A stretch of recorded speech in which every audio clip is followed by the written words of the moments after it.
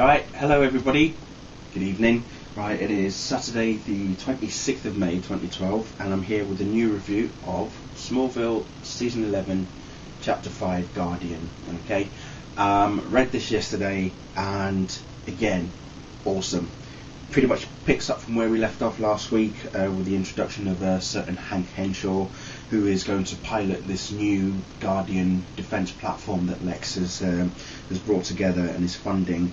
We see Oliver Queen, who obviously Lex knows as Green Arrow, approaching Lex 10 hours before the launch, and is pretty much kicking off at him regarding the military, Tess as well. There's all sorts of things that are being brought up.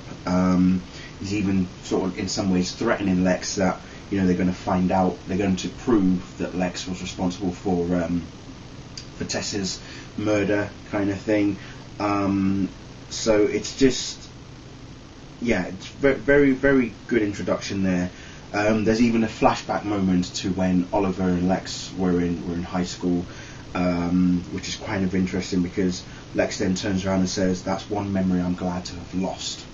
So again, what I will say on that is, if you've read stories like Superman Secret Origin by Jeff Johns and Gary Frank, Lex, even though he's raised in Smallville, when he gets to Metropolis, he literally just does not want to remember his life in Smallville.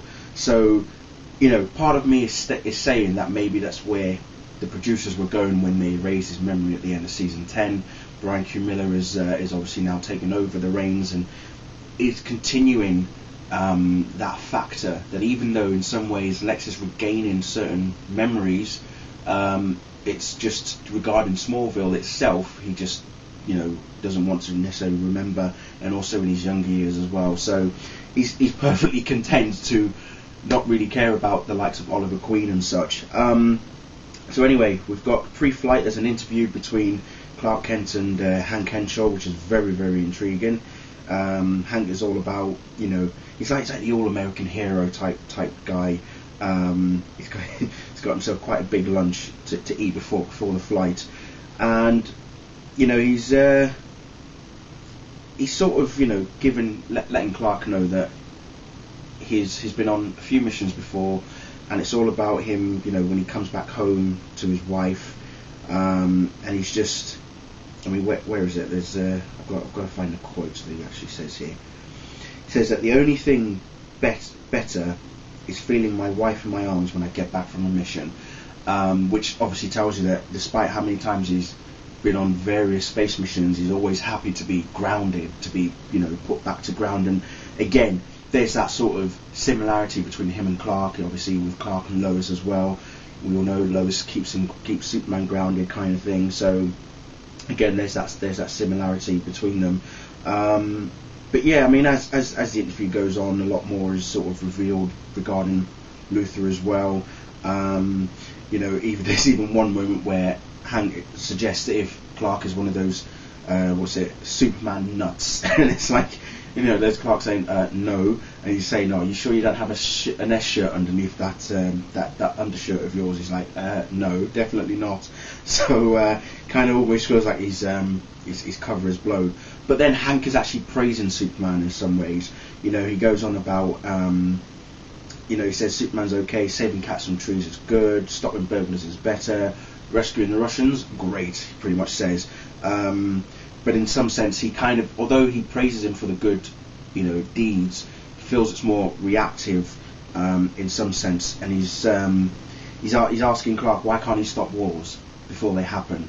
You know, Clark is like, well, it's not really about him imposing his will on others. You know, that's not what Superman's all about. So yeah, even Hank can't quite understand that side of things as well. But as the issue goes on, we're back at Star Labs, and you know, they found Dr. Emil Hamilton and Chloe Sullivan Queen, must not forget that, have pretty much found a faint ion trail in space from the orbit that the ship came in from chapter 2, I believe, or the end of chapter 2, and where it fell down, the ship actually fell down right about here, apparently in Smallville, and there's there's Chloe saying, yeah, like it would crash anywhere else, wouldn't it? Obviously. But then we get to the launch itself, and the launch itself is successful. Lois and Clark are having a conversation with each other, and then at the very end, I mean, I'm kind of really, I'm at two minds as to what to say about the very end shot. Well, I'm not going to say what it is or what the person even says, but it's very interesting and very intriguing, and it raises a number of questions, obviously. But the question is, who is it, and when are we going to find out who this person is? So very, very interesting. But yeah, very good issue again, just as good as last week's, and so I'm looking forward to next week's as well. So again, very, very good job from everybody involved, and yeah, let me know what you thought of it, and well, I'll see you next week. Okay then, bye.